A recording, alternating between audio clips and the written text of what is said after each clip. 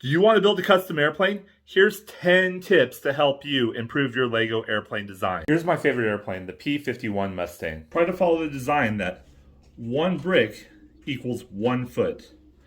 So I found a set of schematics for the P-51 online and tried to build as close to that scale as possible with this build. Interestingly, while I was researching the P-51, I discovered that the X-Wing is only slightly larger than the P-51.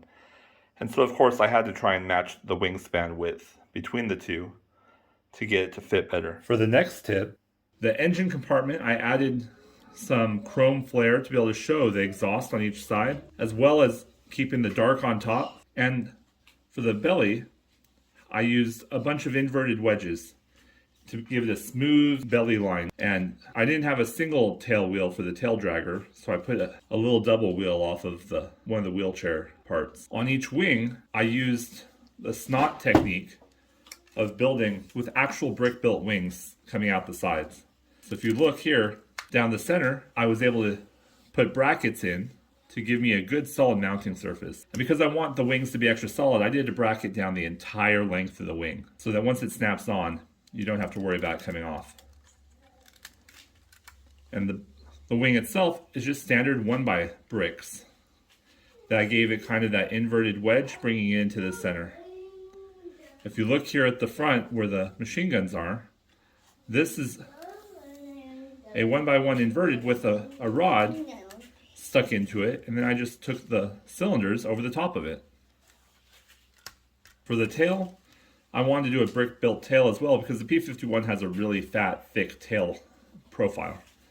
And so this one, I did the center tiles all the way down the center again, putting them for the entire length of the tail. Although one or two would probably hold, I wanted to have a tail that if the kids start whooshing it around, I didn't have to worry about anything coming off. You know, this aircraft's really durable.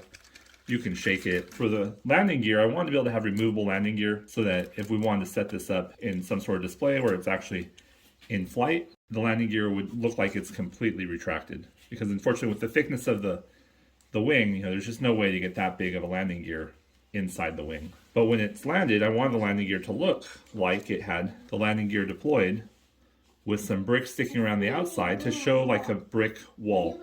Again, I just snapped it with the wheels to the center so that you can see the bricks really cleanly. And I wanted to have the profile when it's landed, sitting on its tail, to look very much like a P-51 does parked out on a grass strip.